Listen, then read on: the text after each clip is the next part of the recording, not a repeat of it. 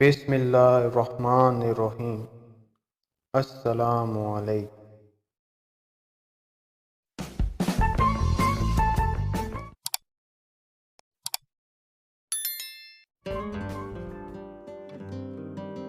نسو کون تھا؟ توبہ نسو کیا ہے؟ بنی اسرائیل کے ایک اب کی کہانی۔ نسو ایک عورت نما آدمی تھا، باریک آواز، بغیر داڑھی اور نازک اندام مرد۔ وہ اپنی ظاہری شکل و صورت سے فائدہ اٹھاتے ہوئے زنانہ حمام میں عورتوں کا مساج کرتا اور میل اتارتا تھا۔ کوئی بھی اس کی حقیقت نہیں جانتا، سبھی اس کو عورت سمجھتے تھے۔ یہ طریقہ اس کے لیے ذریعہ معاش بھی تھا اور عورتوں کے جسم سے لذت بھی لیتا۔ کئی بار وجدان کی ملامت کرنے پر اس نے اس کام سے توبہ بھی کی، لیکن ہمیشہ توبہ ٹوٹ جاتی۔ ایک دن بادشاہ کی بیٹی حمام گئی۔ حمام اور مساج کرنے کے بعد پتہ چلا کہ اس کے گریبان گوہر موتی یا ہیرا کھو گیا ہے۔ بادشاہ کی بیٹی نے حکم دیا کہ سب کی تلاشی لی جائے۔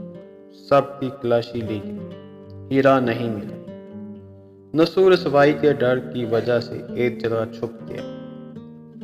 جب اس نے دیکھا شہزادی کی کنیزیں اسے ڈھونڈ رہی ہیں، سچے دل سے خدا کو پکارا، خدا کی درگاہ میں دل سے توبہ کی اور وعدہ کیا کہ آئندہ کبھی بھی یہ کام نہیں کرے گا۔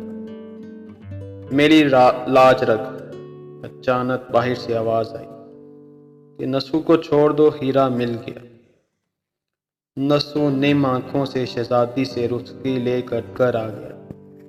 نسو نے قدرت کا کرشمہ دیکھ لیا تھا اور ہمیشہ کے لیے اس کام سے توبہ کر دی۔ کئی دنوں سے حمام نہ جانے پر ایک دن شہزادی نے بلاوا بھیجا کہ حمام آ کر میرا مساج کر، لیکن نسو نے بہانہ بنایا کہ میرے ہاتھوں میں درد ہے، میں مساج نہیں کر سکتا۔ اس کے بعد کبھی حمام نہیں گیا۔ نسو نے دیکھا کہ اس شہر میں رہنا اس کے لیے مناسب نہیں ہے۔ سبھی عورتیں اس کو چاہتی ہیں اور اس کے ہاتھ سے مساج لینا پسند کرتی ہیں۔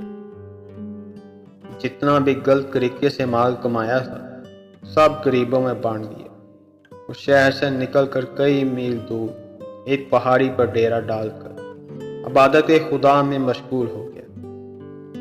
ایک دن اس کی نظر ایک بھینس پر پڑی جو اس کے قریب گھاس چر رہی تھی۔ اس نے سوچا کہ کسی چرواہے سے بات کر یہاں آ گئی ہے، کب تک میں اس کی دیکھ بھال کر لیتا ہوں جب تک اس کا مالک نہ آئے۔ لہٰذا اس کی دیکھ بھال کرنے لگا۔ کچھ دن بعد بھینسے نے بچہ دیا اور نسو اس کا دودھ استعمال کرنے لگا۔ کچھ دن بعد ایک تجارتی قافلہ رستہ بھول کر ادھر آ گیا جو سیارے پیاس کی شدت سے نڈھال تھے۔ انہوں نے نسو سے پانی مانگا۔ نسو نے سب کو دودھ پلایا اور سب کو سیراب کر دیا۔ قافلے والوں نے نسو سے شہر جانے کا رستہ پوچھا۔ نسو نے ان کو آسان اور نزدیکی رستہ دکھایا۔ جانے سے پہلے تاجروں نے نسو کو بہت سارا مال دیا۔ نسو نے ان پیسوں سے وہاں کنواں کھدوایا۔ آہستہ آہستہ وہاں لوگ بسنے لگے اور عمارتیں بننے لگی۔ وہاں کے لوگ نسو کو بڑی عزت اور احترام سے دیکھتے تھے۔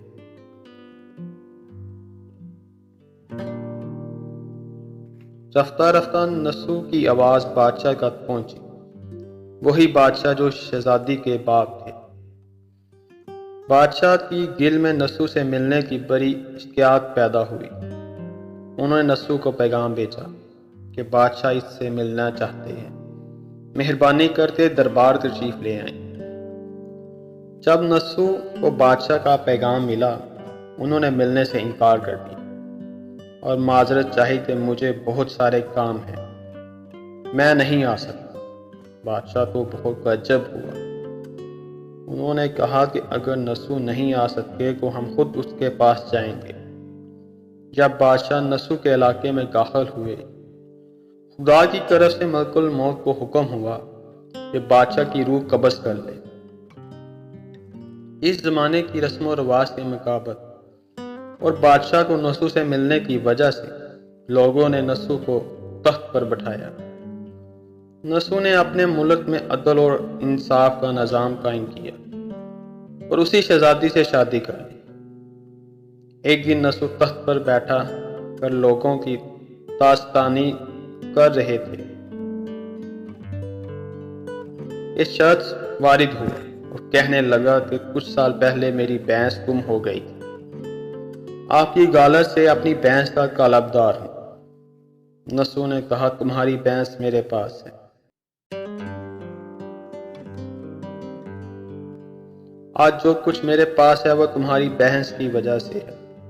نسو نے حکم کیا کہ اس کے سارے مال و دولت کا آدھا حصہ بھینس کے مالک کو دیا جائے۔ وہ شخص خدا کے حکم سے کہنے لگا اے نسو جان لو، نہ میں انسان ہوں اور نہ وہ جانور بھینس ہے، بلکہ ہم دو فرشتے ہیں، تمہارا امتحان کرنے کے لیے آئے تھے۔ یہ سارا مال اور دولت تمہارے سچے دل سے توبہ کرنے کا نتیجہ ہے۔ یہ سب کچھ تمہیں مبارک ہو۔ وہ دونوں فرشتے نظروں سے غائب ہو گئے۔